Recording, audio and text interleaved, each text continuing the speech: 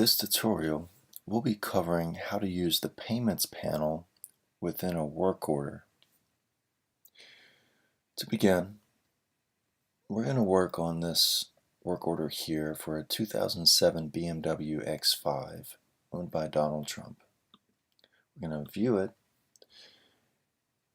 When viewing the work order, we can find the payments panel near the bottom here, labeled Payments.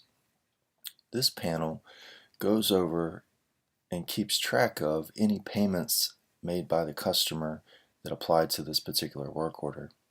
Up here we've got a few line items, a tire rotation and a starter replacement for this vehicle with a subtotal of $141.99, taxes of $10.65 for a total of $152.64. This is reflected here in the payments panel that the customer owes a total of $152.64. Unfortunately, Donald Trump is having some financial issues at this time, so he wants to make payments on this, and he wants to start with an initial payment of $10, and he's going to use a check for this. So we click Submit Payment, and we choose a payment type here of check, and we apply a payment of $10 to this work order. His check number is 123, and we click Submit Payment. The payment is applied to the work order. This payment number 201 for $10 was a check, and the date that this payment was applied is here. Now, the original work order total is not adjusted, but the customer did pay $10, so we've updated the total amount due to be $142.64.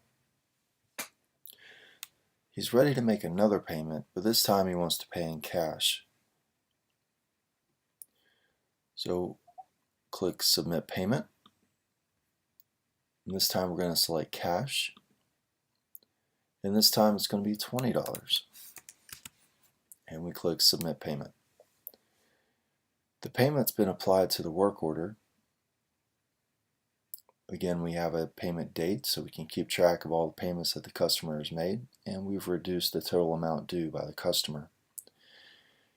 Now there is one last payment method that Donald Trump can apply. We click Submit Payment, and if you've connected your shop to our system to allow it to accept credit cards, you can use this feature, Credit Card.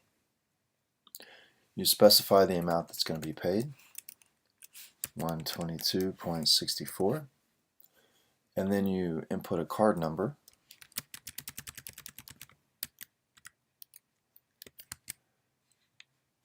expiration date, and a CVC code for the card, along with a postal code, just like you would any other credit card point of sale system, and you click Submit Payment.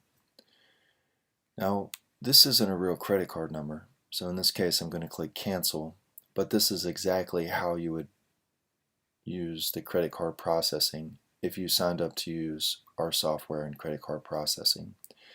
That's how simple it would be. You would click Submit Payment. That payment would be applied to the work order, and the work order would be closed because the payment would be completed. The amount due would be $0. So we'll go ahead and demonstrate what that's going to look like.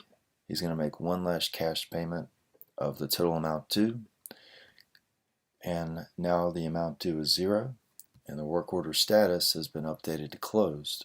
So we'll go and see the work orders. The work order that we were viewing that was open is now closed, and we'll take a look at it. I see that this work order, the 2007 BMW X5, is now closed.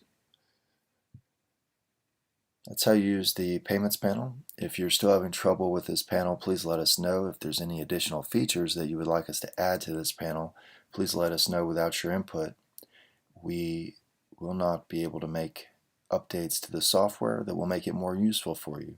So please let us know, as we are actively adding new features to the software. Thank you